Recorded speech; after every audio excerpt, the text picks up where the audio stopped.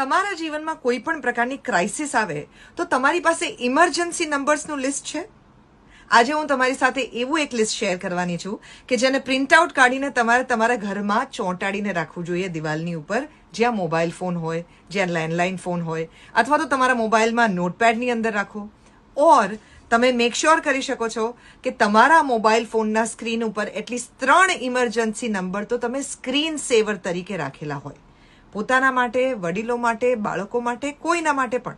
આપણે આપણા ફેન્સી ફોટા લગાડીએ છીએ, પણ એની સાથે નીચે જો 3 ઇમરજન્સી નંબર મૂકેલા હોય તો આપણને નહીં જાણતી વ્યક્તિ પણ આપણા મોબાઈલ ફોનમાંથી એ ઇમરજન્સી નંબરનો ઉપયોગ કરીને આપણને મદદ કરી શકે.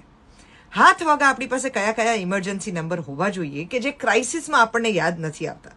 100 એટલે પોલીસનો નંબર, એ તો તમે જાણો છો. 101 એટલે ફાયરનો નંબર. 102 એટલે ફ્રી એમ્બ્યુલન્સનો નંબર. 102 અને 108માં શું ફરક છે?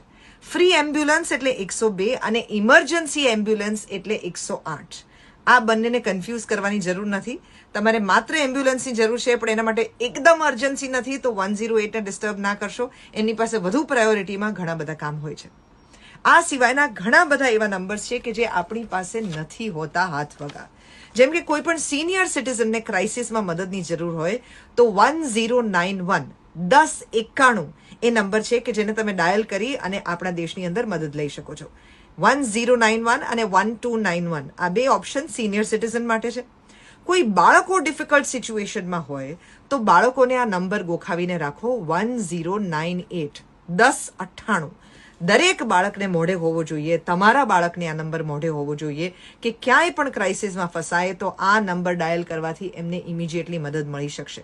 ઘરની અંદર એલપીજી લીક હોય તો 1906 આ નંબર છે એ તમે ઉપયોગમાં લઈ શકો છો. તમે બહારગામ ક્યાંક ગયા છો, ટુરિસ્ટ તરીકે ગયા છો અને તમારે મદદની જરૂર છે તો ટુરિસ્ટ હેલ્પલાઇન નંબર છે 1363 1363. આ નંબરને ઉપયોગમાં લઈ શકો છો. તમારી સાથે કોઈ રોડ એક્સિડન્ટ થાય નેશનલ હાઈવેની ઉપર તો 1033 અને રોડ એક્સિડન્ટ એમને આપણા શહેરની અંદર થાય તો 1073. રેલવે એક્સિડન્ટ જો તમારી સાથે થાય તો 1072 અને એ જ હેલ્પલાઇનનો નંબર છે 1097.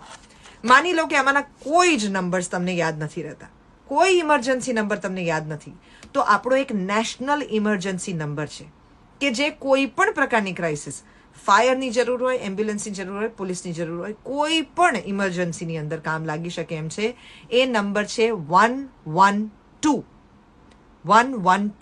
112. આ નંબર ખાસ યાદ રાખવા જેવો છે. આજે આ બધું મને યાદ આવ્યું છે કારણ કે એક છોકરીએ હમણાં અમદાવાદની અંદર પોતાની સાથે થયેલા ડોમેસ્ટિક વાયલન્સમાં, ક્રાઇસિસમાં અભયમનો નંબર યુઝ કર્યો 181 અને એણે એની પરથી પોતાના માટે મદદ મંગાવી. આ નંબર એને યાદ હતો એટલે એ પોતાને મદદ કરી શકી.